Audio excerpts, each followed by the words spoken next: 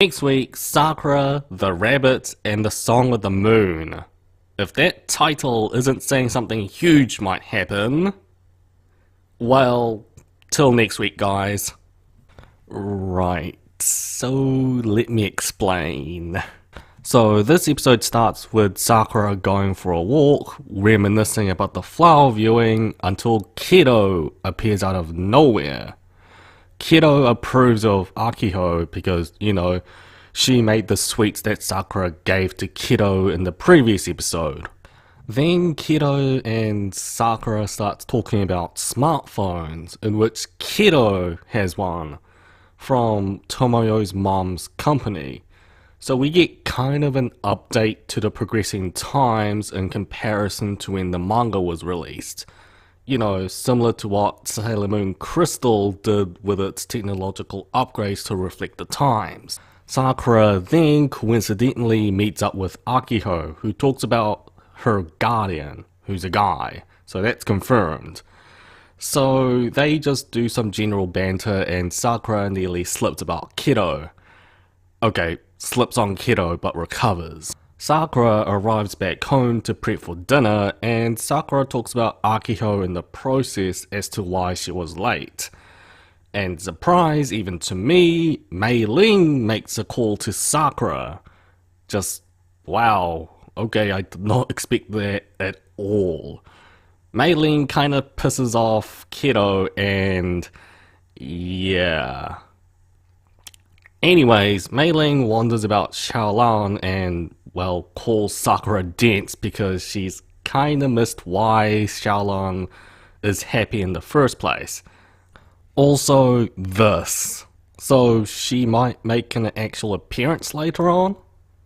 Afterwards, dinner and more food porn.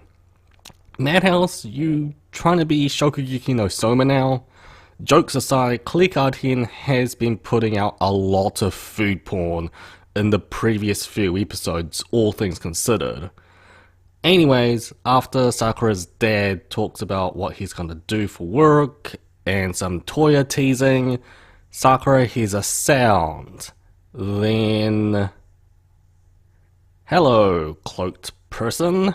Once again, giving the silent treatment, except for having a huge clock. Then Sakura just snaps out of it.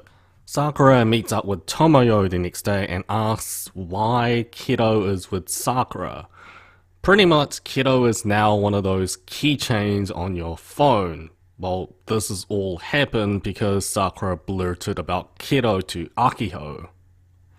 One relevant Japanese class later, and Akiho still hasn't chosen a club yet. Cheerleading, theatre, of course she would go for the chorus club with Tomoyo, what with all the evidence I gave out in the previous episode. It was more of a foregone conclusion at this point.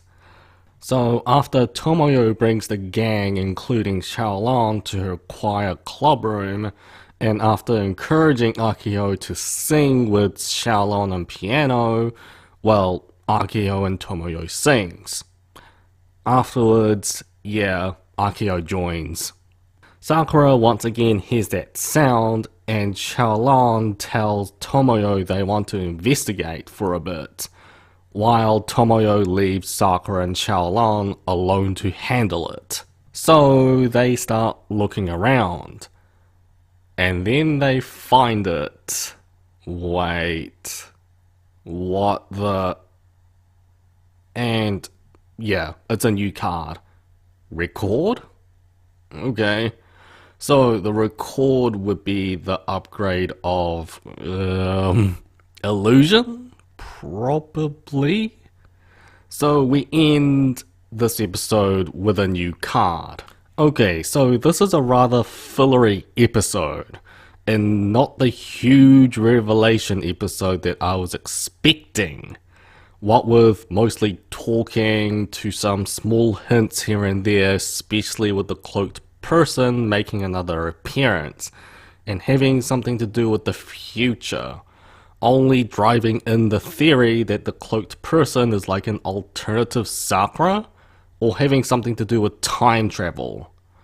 Akio got a bit more development here and there with her guardian, but other than that, this was rather too relaxing of an episode, with a quick new card at the end of the episode to compensate for it, which was hinted at cleverly enough.